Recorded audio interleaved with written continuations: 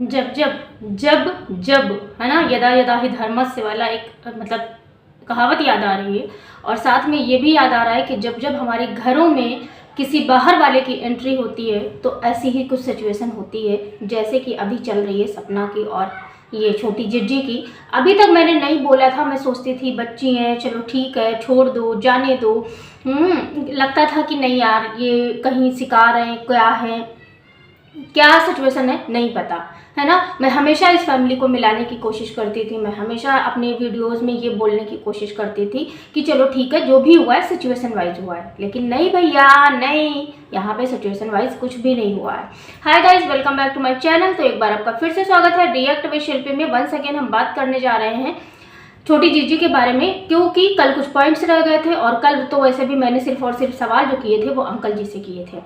आज मेरे जो सवाल हैं वो है छोटी जीजी से, जो कि जिनसे मैंने शायद अभी तक सवाल नहीं किया। इस तरह से तो सवाल नहीं किया है, मैंने सिर्फ समझाया। एग्जाम्पल के लिए मैंने बोला कि अगर घर की बेटी चाहे ना तो वो अपनी भाभी को फिर से वापस ला सकती है, अगर घर की बेटी चाहे अपनी भाभी को अपना हक दिला सकती है। तो ये हाँ रियलिटी है हर समाज की, हमारे समाज की, हमारे घर की, हमारे पूरे कहीं भी आप जाओगे ना तो जो अगर वही बात बहू कह रही होगी ना, समझ में नहीं आएगा माँ बाप को। लेकिन जब वही बात बेटी बोलती है, समझा के बोलती है, प्यार से बोलती है, जैसे भी बोलती है, लड़के बोलती है, वही बात माँ बाप मान जाते हैं। और आप ऐसे एग्जाम्पल एक नहीं हजारों देख सकते हैं। ठीक है, यहीं पे बात कर लेते हैं हम। अब जैसे ये सारी कहानी हुई जो पिछली कंट्रोवर्सी हुई, ठीक है, कंट्रोवर्सी हुई, सिचुएशन हुई, सपना से गलती हुई। सपना ने क्या किया, सपना को जैसे ही गलती रियलाइज हुई, सपना ने एक कम्युनिटी छापी, माफ़ी मांगी, अपने हस्बैंड से भी माफ़ी मांगी, यानी कि सूरज जैसी भी, और इनसे भी जो है अपनी फैमिली की तरफ भी एक हाथ बढ़ाया और वो मिलने पहुंच गई अपने सास ससुर से। अब सास ससुर से मिलने पहुंच गई तो इनको हो गई बौखलाहट। क्यों? क्योंकि इनकी ज़िंदगी नरक बन जाएगी अगर ये गाँव में चली जाएंगी। तो भैया ये एक्सक्यूज़ देना छोड़ दो, ये एक्सक्यूज़ जो दे रहे हो गांव में भाई, गांव में भी लोग, हर तरह के लोग मिलते हैं, पढ़े लिखे भी, अनपढ़ भी, गंवार भी, तो हर तरह के शहर में भी मिलते हैं। रही बात जो है सिचुएशंस की कि कैसे क्या करेंगे, गांव में डाल देंगे, ये वो, ये सब ना ये एक्सक्यूज़ थे। एक्चुअली तुम्हारा मुद्दा ये है कि तुम बौखला गई हो, और बौखला तुम इसलिए गई हो, कहते हैं ना कि जैसे आप कहीं पे आप एक बड़े से घर में आराम से एकदम ऐशो आराम से रह रहे हो, जहाँ पे दो बूढ़े लोग हैं जिनका दिमाग शायद नहीं चलता, मैं आज यही कहूँगी, जिनका दिमाग शायद नहीं चलता है, या फिर उनके अंदर इतना सेंस नहीं है कि उनको ये नहीं पता है कि उनके लिए प्रायोरिटी कौन है, उनकी प्रायोरिटी जो है कौन है, उनकी बहू या फिर उनकी बहू पोतियाँ या फिर उनकी दूर की रिश्तेदार। उनको यही नहीं पता है कि उनकी प्रायोरिटी क्या है, किस तरह के शिक्षक हैं। मैंने कल की वीडियो में भी बोला था किस तरह के शिक्षक हैं, और मुझे बहुत गिल्ट होता है कि मैं बोलती हूँ कि जो है एक शिक्षक के बारे में, एक इतने सीनियर सिटीजन के बारे में मुझे ऐसा बोलना पड़ता है। लेकिन भाई बोलना पड़ता है, क्यों? क्योंकि yes we are reaction channels वाले। लेकिन हाँ, मैंने हर वीडियो में बोला है कि सपना के सपोर्ट करने वाले हैं अगर आप, तो ही इस वीडियो को सहन कर पाएंगे, अदरवाइज आप जा सकते हैं। और कुछ लोग आ रहे थे ना कि तुझे तो शर्म आनी चाहिए, तुझे ये करनी चाहिए, हाँ सपना को ऐसा ये करना था, वो करना था। भाई तुम्हारी बुद्धि को ना हम क्या बताएं, जैसी भी शायद ऐसी ही तुम्हारी बुद्धि होगी, है ना, ऐसे ही तुम्हारी बुद्धि। या फिर तुम अभी ससुराल गई नहीं हो, या फिर तुमने अभी ससुराल देखा नहीं है, या फिर तुम्हारी लाइफ में सब कुछ बहुत अच्छा चल रहा है, इसलिए शायद तुम्हें समझ में नहीं आ रहा है। जिस दिन सपना जैसी सिचुएशन में जियोगी जिंदगी में, एक कमेंट आया था उसका मैं जवाब दे रही हूँ, जिस तरह सपना की जिंदगी जैसी 1% भी जिंदगी जियोगी ना, उस दिन समझ में आ जाएगी कि एक्चुअली में क्या है। इसीलिए कहते हैं कि औरतें ही औरतों की दुश्मन होती हैं, और उस कमेंट ने साबित कर दिया कि औरतें ही औरतों की दुश्मन होती हैं। अगर आप किसी की सिचुएशन समझ नहीं सकते, अगर आप किसी की सिचुएशन को मान नहीं सकते, उसको समझ नहीं सकते, उसके दर्द को, उसकी तकलीफ को समझ नहीं पा रहे, तो कम से कम इंसानियत के नाते ये तो सोचिए कि यार उसने दो अपने हस्बैंड खोए हैं, 2 बच्चियों को अकेले पाल रही है, मायके वाले आते हैं रहते हैं, ठीक है, सपोर्ट। और फिर एक बात बताओ, आपके घर की बेटी होगी, कौन सपोर्ट करेगा? मायके वाले ही करेंगे ना। आपका भी सपोर्ट आपके मायके वाले ही करते होंगे अगर शादी हो गई होगी तो। ससुराल में कोई इतना अच्छा नहीं होता है, और अच्छा होता भी है, मान लिया बहुत सारे लोग हैं, बहुत सारे लोग ऐसे हैं समाज में, दुनिया में, जो बहुत अच्छी फैमिली मिल जाती है, ऐसा नहीं है, लेकिन बहुत लकी लोग होते हैं वो, और बहुत अच्छी फैमिली होती हैं वो। ये अच्छी फैमिली नहीं थी, सिर्फ सपना ने शो ऑफ करी थी। हाँ ये बात अलग है, जब तक सूरज जी राजवीर जी थे तब तक ये अच्छी फैमिली थी, क्योंकि तब किसी में हिम्मत नहीं थी, तब किसी में हिम्मत नहीं थी। छोटी जीजी को याद करिए, आप कैसे छोटी छोटी बच्ची बन के घूमा करती थी। लेकिन अब भाई मतलब आपसे 2 दिन का सब्र नहीं हुआ, इसको इतनी ज़्यादा उलझन हो गई, इतनी ज़्यादा दिक्कत हो गई, इतनी प्रॉब्लम हो गई कि ये आ गई और इन्होंने वीडियो छपवा दिया अपने फूफा जी से, है ना, जो इनके पापा मम्मी हैं उनसे वीडियो छपवा दिया। और आपको पता है, ये मैं आपको बताऊं, जिस एज में ये लोग हैं ना, मतलब अंकल आंटी की मैं बात कर रही हूँ, यहाँ पे इन लोगों का खुद का दिमाग नहीं चलता है, और ऐसी सारी सिचुएशंस में तो बिल्कुल नहीं चलता है, नहीं चलता है भाई। मैंने कई सारे एग्जाम्पल देखे हैं। आपको पता है, जैसे अभी मैं बोलूँ कि देखिए जो है आंटी जी ऐसा नहीं, ऐसा ठीक है, मतलब मान लो मैं उनकी बेटी हूँ तो मैं बोलूँगी कि नहीं मम्मी आप ऐसा मत करो, देखो भाभी है, बच्चियाँ हैं, भैया हैं नहीं, फिर वो कैसे वो करेंगे, मैनेज करेंगे, वो नहीं कर सकती, मतलब ऐसे में अगर आप लोग भी साथ नहीं दोगे तो फिर वो क्या करेंगी, है ना, वो मेरी बात मान जाएंगी। लेकिन यही बात अगर मैं बहू बन के एज ए बहू बोलती हूँ तो वो नहीं मानेंगी, जाए मरे जाके, जैसा करना हो करे जाके, जी हाँ यही होगा, ऐसी सारी वर्डिंग होगी। तो ये होती है ताकत बेटियों की। लेकिन भाई बेटियों की ताकत तो तब दिखाई देगी जब आप खुद चाहोगे कि आपकी फैमिली बनी रहे, आपके भाभी के साथ पहला वाला प्यार दिखे, आप भाभी के साथ अच्छे से खुश रह पाओ। अब तो आपको ये उलझन हो गई है कि इन दोनों बच्चियों का जो, मतलब अब तो लग रहा है सही में सच में हक छिन गया। लेकिन नहीं, मैं सपना से आज भी बोलती हूँ कि भाई तुम जाओ, नॉर्मल ब्लॉग्स लाओ, और अभी भी जाओ, जब भी आपको टाइम मिले मिलो, बात करो। वो कुछ भी बोल रहे हैं, वो वीडियो में आके कुछ भी बोल रहे हैं, क्योंकि वो खुद कुछ नहीं बोल रहे भाई, उनसे बुलवाया जा रहा है। आज मैं खुल के बोलती हूँ, वो खुद कुछ नहीं बोल रहे, उनसे बुलवाया जा रहा है ना, बाहर के लोग, आउटर। और आउटर कभी भी आपका भला नहीं चाहते अंकल जी, दिमाग लगाइए थोड़ा सा। आउटर जो होते हैं ना, वो सिर्फ आउटर रहते हैं, वो मजे लेते हैं। नेक्स्ट पॉइंट मैं रखूंगी पड़ोसी का। मैंने उसका वीडियो नहीं देखा, बस थंबनेल देखा था। कैसे हिम्मत हो जाती है आपकी बहू के बारे में फिर से बोलने की, कैसे वो उठ के अपना चूतिया सा मुंह जैसे लेके आए, इतना मतलब सॉरी है ना, ऐसी वर्डिंग मुझे आती नहीं है, बस मैं सीख रही हूँ ऐसे लोगों के लिए। आता है हेलो दोस्तों, ना बोलने का सेंस है, ना कुछ बैठने का, ना उठने का, ना कुछ पता नहीं क्या ही बोल जाता है, कुछ समझ में भी नहीं आता, कुछ आता है कुछ नहीं आता है। कैसे बोल जाता है भाई? एक इंसान आपके पड़ोस में रहता है, आपकी बहू को इतना ज्यादा गंदा गंदा गंदा गंदा सोशल मीडिया पे बोल के जा चुका है, अभी भी बोल रहा है, तब आपका मुंह नहीं खुलता है? तब नहीं खुलता आपका मुंह, क्यों नहीं खुलता भाई?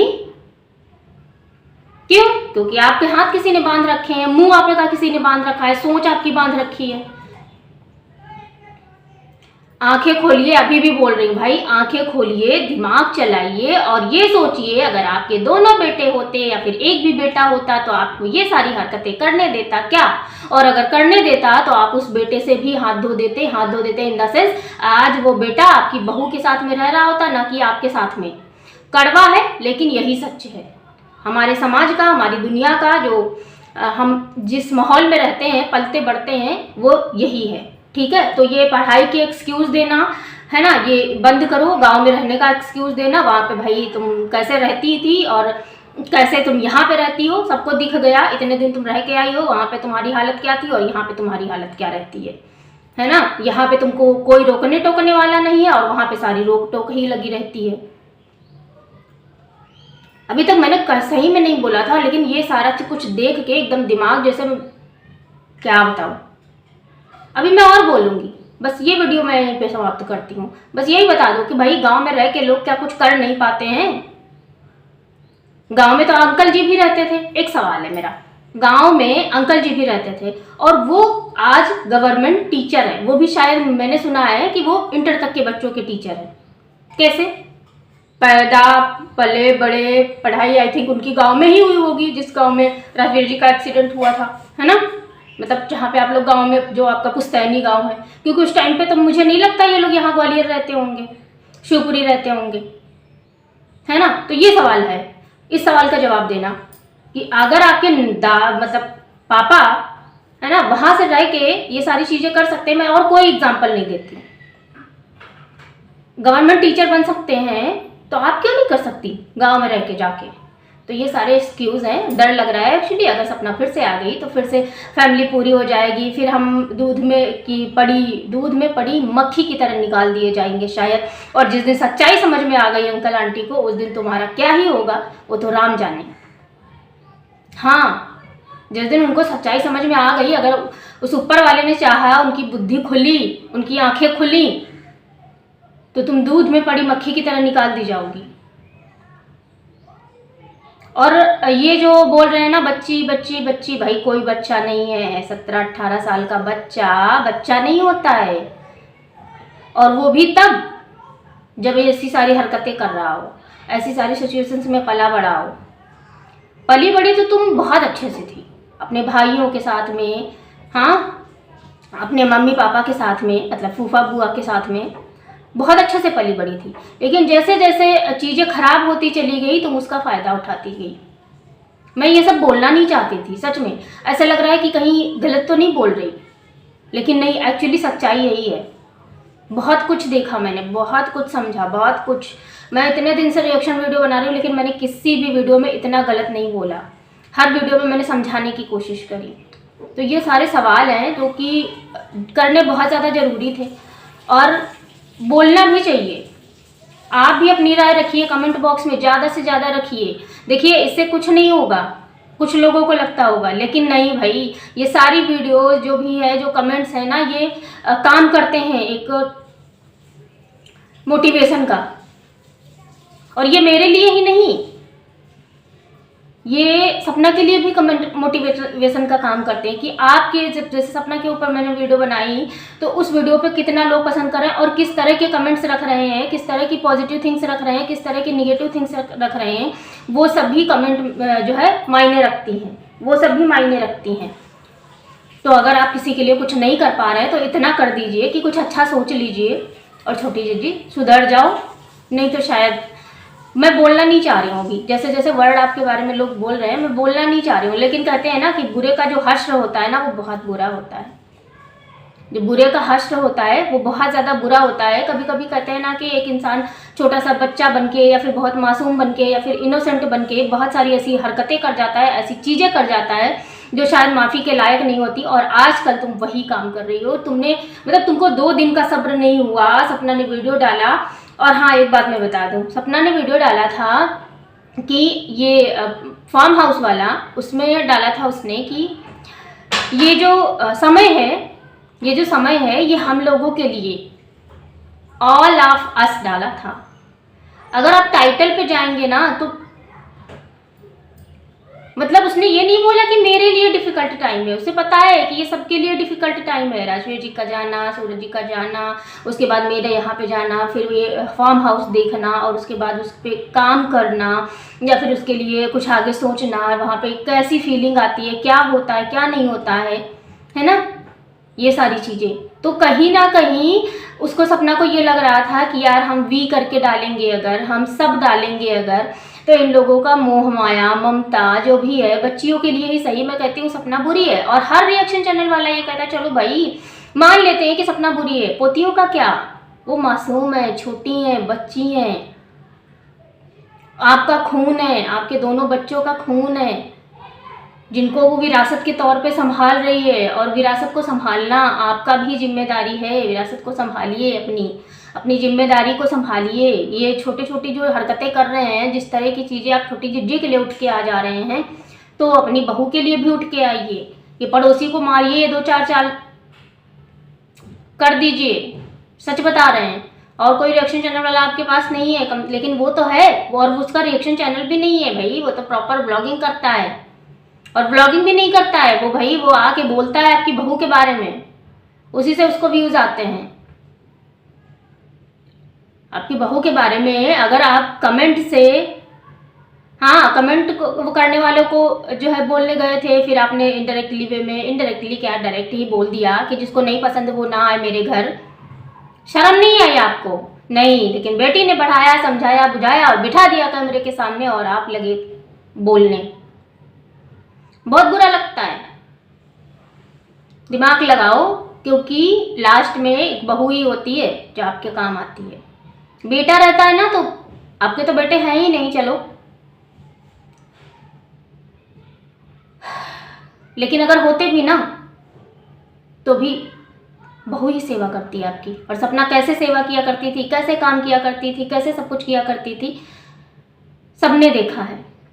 बाकी कुछ और पॉइंट्स हैं जिन पे मैं आऊँगी, बात करूँगी, लेकिन अभी नहीं, बहुत लंबा वीडियो हुआ जा रहा है, फिर आप लोग बोर हो जाते हो और हम भी बोर हो जाते बनाते बनाते। Bye bye, take care, thanks for watching, जय श्री राम, राधे राधे।